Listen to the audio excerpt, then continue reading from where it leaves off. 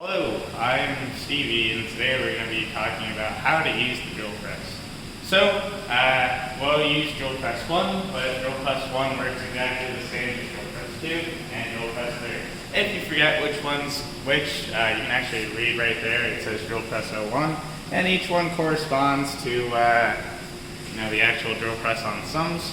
So the first thing you're going to want to do is you're going to want to hit stop, just in case somebody has actually accidentally hit start.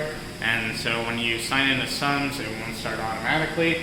But actually these yellow push buttons are supposed to counteract that. Stefan was gracious enough to install these push buttons to basically restart the terminal every time. But it's always a good rule of thumb to always just hit stop right before you do anything, just in case. So there's a couple features on the drill press that are nice to know. So one, we're gonna first put in a bit. So in order to do that, you can spin this clockwise and counterclockwise. When you spin it the way you would to tighten something, you can actually see that the end of the drill press is actually trying to clamp onto something, while if you go the opposite way, it's loosening something up. So if we get a random bit, say 15/64, and we're trying to tighten this bit, you're going to want to leave this drawer out so you know which bit you're using, or else you'll have to compare each size of the bit once you're done with it, and that's kind of a pain. So always just try to leave it out a little bit so you know one bit of 15/64 is out and being used. So we'll go over here and we'll loosen it a little so we know the bit actually can fit in. And then we'll tighten the bit as much as we can on our own. And you don't want to tighten on one of the grooves of this drill, but you want to tighten as much as you can. And that was an example of something not to do. You always want to make sure you're holding onto the bit as tightly as possible so you don't drop it. And now I have my bit ready to go.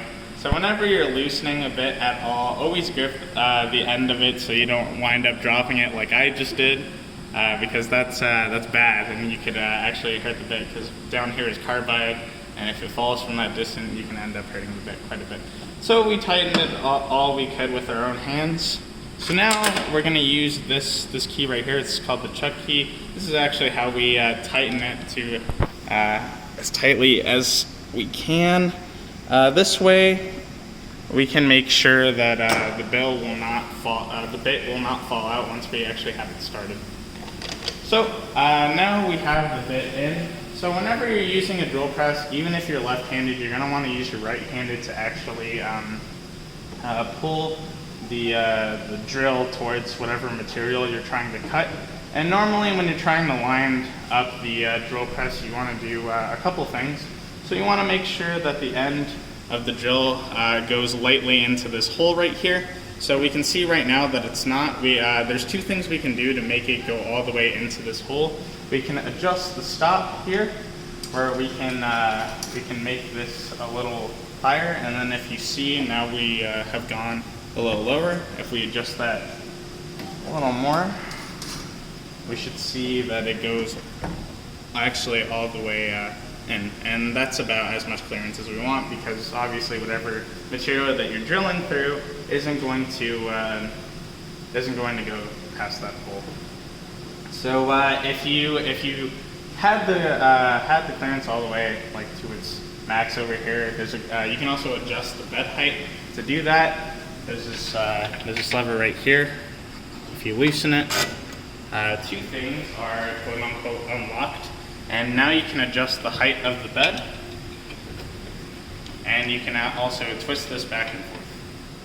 So once again, you want to make sure that this goes through all the way. You can see that that's a little too far, so we want to lower the bed just a little more, and that's probably about good. Another thing you can do is you can actually use this lever over here, and this allows you to rotate this part of the bed, and not like spin it back and forth like this, but to actually rotate the bed if you wanted to. So once that's all good and done, You want to make sure everything is actually tightened to the best of your ability. And then a last check, you want to see again if your bit goes a little farther past the hole. Because you don't want to drill into this. We have before. You can see it kind of looks wonky. It hurts the bit. It kind of makes you look dumb. So you don't want to be that person. So now we'll get a piece of scrap. So now I have my piece of wood and 2 wood clamps. Whenever you're about to drill press something, you always want to make sure you have the piece of wood clamped down on at least 1 front, but 2 if you can help it. So we'll put our piece of wood right here. And then when we clamp something actually on, you want to make sure you're clamping this way and not this way, because this bar can get in the way of your drilling pin. So the way these vices work, it's pretty straightforward.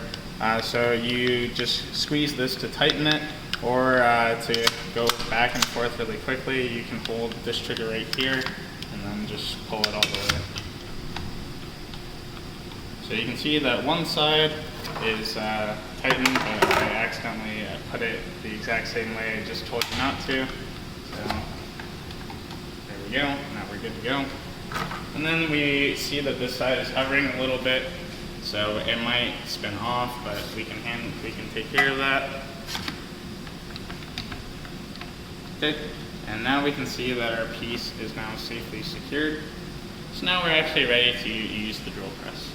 So we can now turn it on in sums, and the way to do that is the way you would turn on anything else in here.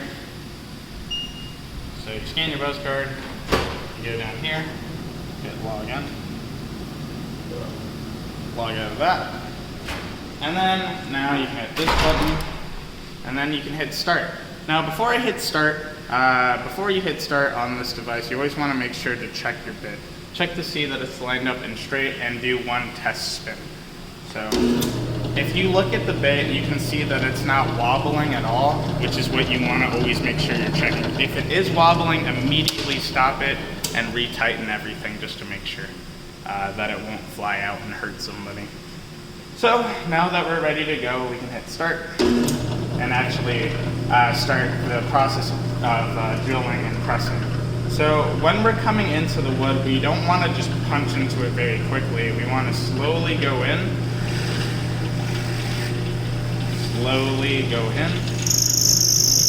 until it's about all the way out.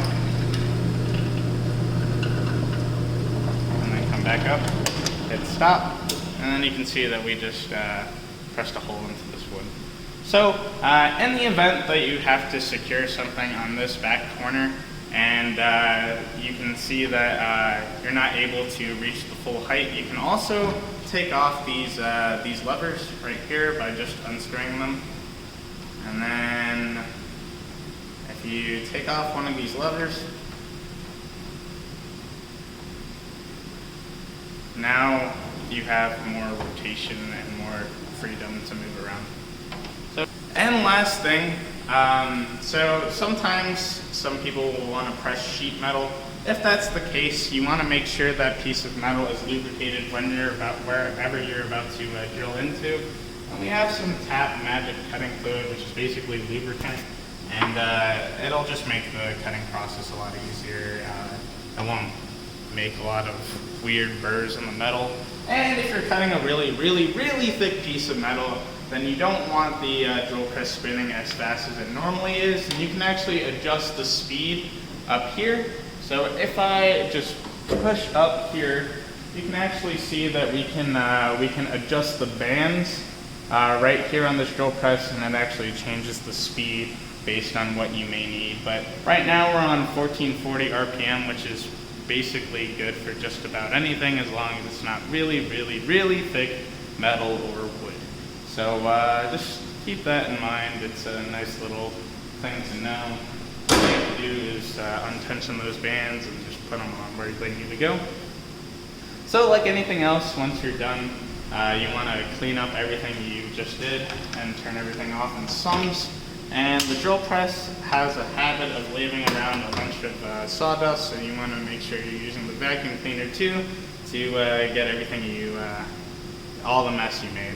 So always hit stop, take your piece of wood, sign off on sums, and you're good to go.